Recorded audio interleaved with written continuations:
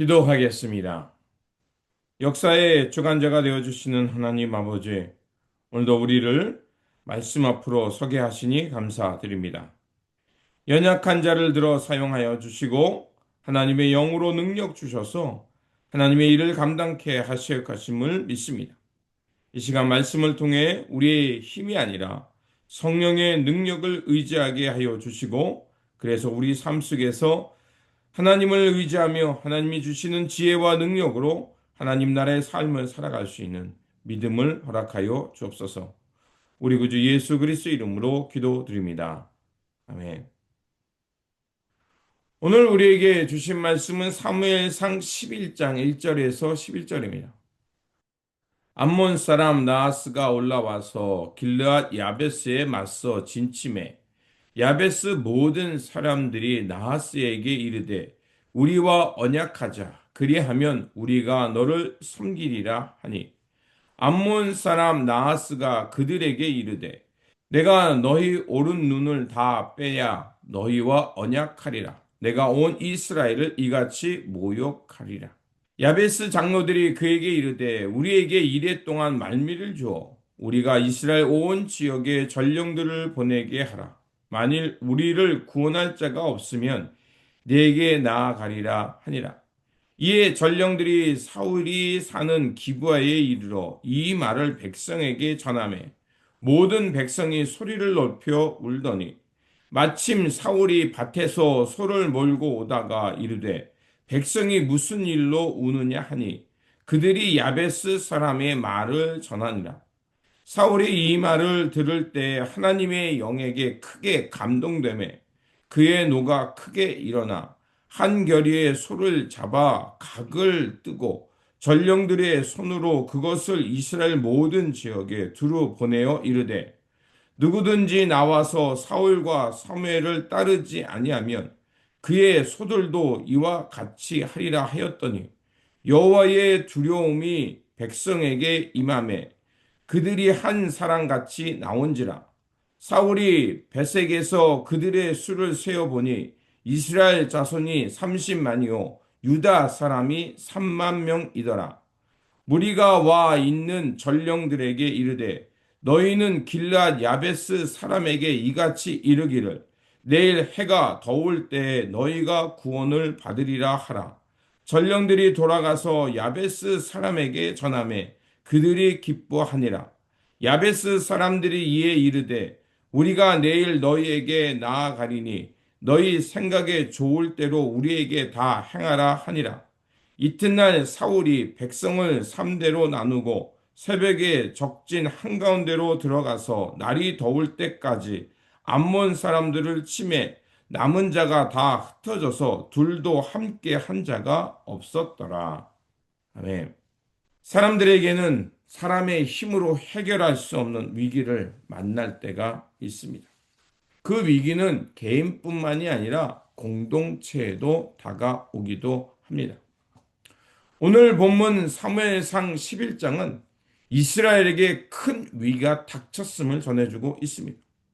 그러나 동시에 하나님께서 그 위기 속에서 어떻게 당신의 백성들을 구원하시고 승리케 하여 주신지를 보여주고 있습니다. 첫 번째로 하나님의 백성들에게도 위기가 찾아올 수 있다는 것입니다. 1절 보면 암몬 사람 나하스가 올라와서 길랏 야베스를 공격합니다. 암몬 족속은 롯의 후손으로 이스라엘과 먼 친척 관계에 있었습니다. 그럼에도 불구하고 이스라엘과 계속해서 충돌했습니다. 야베스 사람들은 전쟁에서 자신들이 이길 수 없다는 것을 알기에 이제 나하스에게 나아가 이렇게 말합니다. 우리와 언약을 맺자. 우리가 당신들을 섬기겠다는 것입니다. 그런데 나하스는 매우 잔인한 조건을 내놓습니다. 너희 모든 사람의 오른쪽 눈을 뺀 후에 내가 언약을 맺겠다라고 말합니다.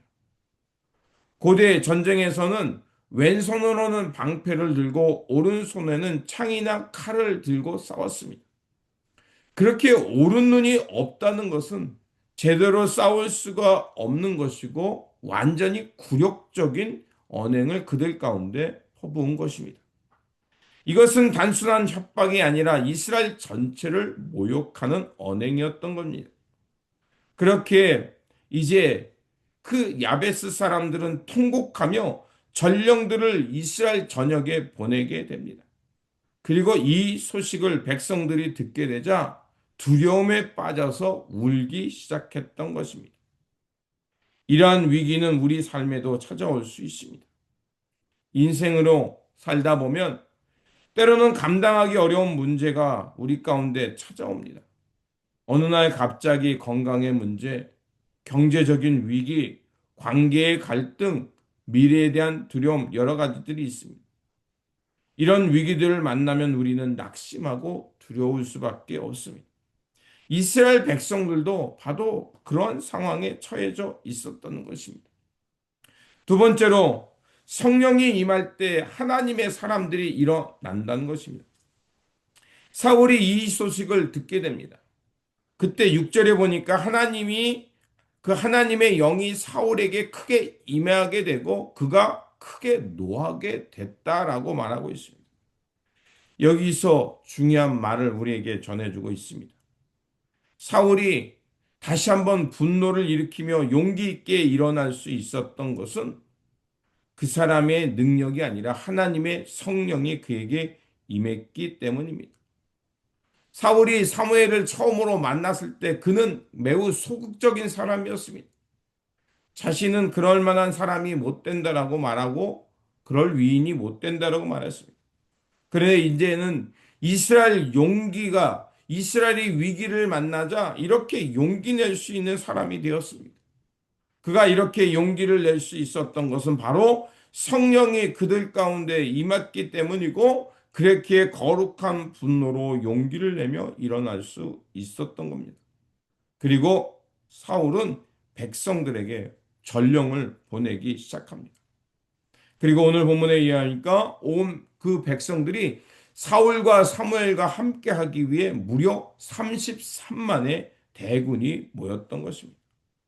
바로 하나님의 일은 사람의 능력이 아니라 하나님의 성령을 통해 이루어진다는 것입니다. 성경은 계속해서 이 사실을 강조하고 있습니다. 하나님의 일을 시작할 때 먼저 우리가 생각할 것은 하나님께 기도하고 이 성령의 인도하심, 성령의 내재하심을 경험하고 일을 하라는 것입니다. 우리의 삶도 마찬가지입니다. 우리가 위기를 만나거나 하나님의 일을 감당하고자 할 때 먼저 성령님의 도우심, 성령님의 임재를 먼저 찾고 기도해야 할 것입니다. 세 번째로 하나님은 순종하는 그 한 사람을 통해서 승리를 이스라엘 백성 가운데 주신다는 것입니다. 사울은 군대를 세 부분으로 나누어서 이제 새벽에 그 암몬 족속의 군대에 쳐들어갑니다. 세 부분으로 나눴는데 그들을 가운데를 공격하면서 앞뒤에서 공격했던 겁니다. 그러니까 군대가 두 군데로 갈라지게 되고요. 앞뒤에서 오니까 그들이 어디에서 어떻게 싸워야 될지 방황했던 겁니다. 그리고 그 결과는 매우 놀라웠습니다. 암몬 군대가 완전히 패하고 흩어졌습니다. 그리고 이스라엘에게는 큰 승리를 얻게 됩니다. 이 승리는 단순히 군사적 전략으로 승리한 것이다 라고 말하지 않습니다. 그것은 하나님께서 이스라엘 백성들을 구원하시는 사건임을 말하고 있습니다. 그래서 사무엘은 백성들에게 이렇게 말합니다. 14절에 길갈로 가서 다시 한번 이 이스라엘을 새롭게 하자라고 말합니다. 영적 대부흥이 일어나게 시작했던 겁니다. 백성들은 그곳에서 다시 한번 사울을 왕으로 세우게 되고 하나님께 이 승리의 영광을 하나님께 올리며 제사를 드립니다. 그리고 백성들이 모두 함께 기뻐하며 하나님의 구원에 감사를 드립니다. 또한 사울도 이렇게 말합니다. 이 일은 자신이 한 것이 아니라 바로 여호와께서 이스라엘 가운데 함께 하시며 구원을 이루셨다라고 겸손히 하나님께 영광을 올립니다. 사울의 승리는 자신의 공로가 아니라 바로 하나님께서 행하신 일, 하나님의 구원의 통치였던 겁니다. 바로 이러한 모습이 믿음의 사람들이 살아가는 모습임을 우리에게 말해주고 있습니다.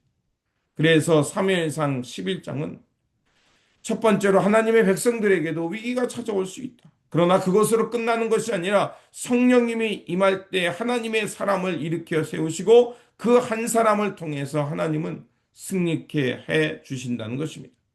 이스라엘은 두려움 속에 있었지만 하나님은 사울을 준비케 하셨고 성령을 부어 주셔서 이스라엘이 하나님의 구원을 얻게 하셨던 겁니다. 우리의 삶도 마찬가지입니다.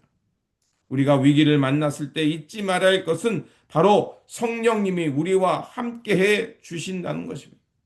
성령님을 의지할 때 우리는 두려움을 넘어서 성령님께서 주시는 도움과 지혜를 통해서 승리케 하실 거라 믿습니다.